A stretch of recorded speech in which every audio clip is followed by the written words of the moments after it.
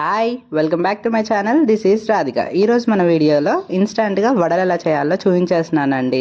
దానికంటే ముందుగా మన ఛానల్కి ఎవరైనా కొత్తగా వచ్చుంటే సబ్స్క్రైబ్ చేసుకొని అండ్ పక్కన ఉన్న బెల్ ఐకాన్ అయితే నొక్కేసేయండి. సో లేట్ లేకుండా వీడియో అయితే స్టార్ట్ చేసేస్తున్నా. ఈ వడలు మనకి మినపప్పు నానబెట్టుకునే పని లేకుండా, ఇంకా గ్రైండ్ చేసుకునే పని లేకుండా ఇన్స్టంట్గా అయితే చేసేసుకోవచ్చు. సో ముందుగా గిన్నె తీసుకొని గిన్నెలోకి తగినంత ఆయిల్ పోసుకొని కొంచెం జీలకర్ర, 2-3 పచ్చిమిర్చి చిన్నగా కట్ చేసి పెట్టుకోవాలి. కొంచెం కరివేపాకు, కొత్తిమీర వేసుకొని ఫ్రై చేసుకోవాలి. అవి బాగా ఫ్రై అయిన తర్వాత ఇక్కడ నేను 1 గ్లాస్ ఇడ్లీ రవ్వకి 1.5 వాటర్ వేసుకుంటున్నాను. వాటర్ యాడ్ చేసుకున్న తర్వాత చక్కగా ఉడకొచ్చే వరకు ఉడకనిచ్చుకొని, ఏదైతే ఇడ్లీ రవ్వ 1 గ్లాస్ అనుకున్నాం కదా, ఆ గ్లాస్ వేసేసుకొని చక్కగా కలుపుకుంటూ ఉండాలి. లేదు అని అంటే పిండి ఉండలు కట్టేస్తుంది. ఇలా మొత్తం ఫ్రై అయిపోయిన తర్వాత దీన్ని తీసి సైడ్కి పెట్టేసుకుందాం చల్లారడానికి. ఈలోపు చట్నీ అయితే ప్రిపేర్ చేసేసుకుందాం వడలోకి.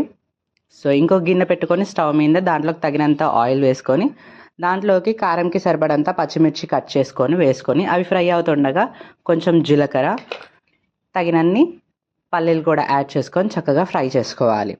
కొందరు పల్లీలు సపరేట్గా ఫ్రై చేసుకుంటారు, పచ్చిమిర్చి సపరేట్గా ఫ్రై చేసుకుంటారు. కానీ అలా కాకుండా ఇలాగే ఇక్కడ చూపించే విధంగా రెండు ఒకేసారి ఫ్రై చేసుకొని ఒక్కసారి టేస్ట్ చేయండి. టేస్ట్ అయితే సూపర్ ఉంటుంది. సో ఇలా చక్కగా ఫ్రై అయిన తర్వాత స్టవ్ ఆఫ్ చేసేసి చల్లారిన తర్వాత కొన్ని వాటర్ యాడ్ చేసుకొని ఇదైతే స్మూత్ పేస్ట్ కిందకి పట్టేసుకోవాలి. కొంచెం సాల్ట్ కూడా యాడ్ చేసుకోవాలి. సో ఇలా మిక్సీ పట్టుకున్న తర్వాత దీనికి పోపు వేసేసుకుందాం. అదే గిన్నెలోకి ఇంకొంచెం ఆయిల్ యాడ్ చేసుకొని కొంచెం జీలకర్ర, కొంచెం మినప్పప్పు, శనగపప్పు, కొంచెం కరివేపాకు, కొంచెం పసుపు యాడ్ చేసుకొని ఫ్రై చేసుకుంటున్నాను. ఇది ఫ్రై అయిన తర్వాత ఏదైతే పేస్ట్ చేసి పెట్టుకున్నాం కదా, ఆ పల్లీల పేస్ట్ కూడా ఇందులోకి వేసేసి కొంచెం వాటర్ యాడ్ చేసుకొని, మనకి థిక్నెస్ సరిపోయేంత వరకు వాటర్ యాడ్ చేసుకొని కొంచెం ఒక్కసారి మిక్స్ చేసేసుకొని సైడ్కి పెట్టేసుకోవడమే. పల్లి చట్నీ అయితే రెడీ అయిపోతుంది.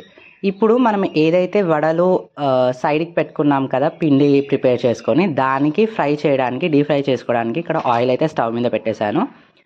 మన పిండి ఇడ్లీ రవ్వ అయితే చక్కగా చల్లారిపోయింది. ఇప్పుడు ఈ ఇడ్లీ రవ్వని మనం ఇలా ఒక చిన్న ముద్దలాగా ప్రిపేర్ చేసుకొని వడ షేప్లో వచ్చేటట్టు ప్రిపేర్ చేసుకుందాం. మధ్యలో ఒక హోల్ పెట్టేసి చక్కగా బాల్ లాగా ప్రిపేర్ చేసుకుంటాం. చూసారు కదా వీడియోలో చూపించిన విధంగా చక్కగా మిగతా పిండిని కూడా నేను వడల కిందకి నొక్కేసుకొని సైడ్కి పెట్టేసుకుంటున్నానండి. ఈ వడలు మనం ఆయిల్ అనేది బాగా హీట్ అయిన తర్వాత వేసుకొని ఫ్రై చేసుకోవాలి. లేకపోతే చక్కగా ఫ్రై అవ్వవు, ఇంకా విరిగిపోతాయి ఆయిల్లో వేసినమ్మటే. సో ఇక్కడ నాకు ఆయిల్ అనేది బాగా హీట్ అయింది. ఇప్పుడు వేసుకొని ఫ్రై చేసుకుంటున్నాను. ఈ వడలు వేసిన ఎమ్మటే ఫ్లిప్ అయితే చేయకూడదండి, ఎందుకంటే గిన్నె కతుక్కొని ఉండి విరిగిపోయే ఛాన్సెస్ ఎక్కువగా ఉంటాయి. కొంచెం సేపు ఫ్రై చేసుకున్న తర్వాత ఫ్లిప్ చేస్తే చక్కగా ఫ్రై అవుతాయి. ఎక్కువ కూడా డీప్ ఫ్రై చేయకూడదండి, లోపల హార్డ్ అయిపోతుంది.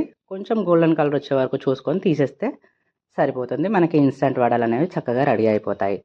దీన్ని పల్లి చట్నీతో తిన్నా, టమాటో చట్నీతో తిన్నా సూపర్ టేస్ట్ అయితే ఉంటుంది.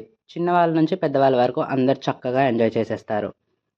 ఇది మార్నింగ్ బ్రేక్ఫాస్ట్ కింద కానీ ఈవినింగ్ స్నాక్స్ కిందకి కానీ చక్కగా ఎంజాయ్ చేయొచ్చు మనం. అంతే అండి, ఈ వీడియో అయితే ఇక్కడితో ఎండ్ చేసేస్తున్నా. నా వీడియో మీకు నచ్చినట్టయితే లైక్ చేసుకోండి, షేర్ చేసుకోండి, సబ్స్క్రైబ్ చేసుకోండి. And don't forget to press the bell icon for more updates. Until then take care, bye. Thank you for watching.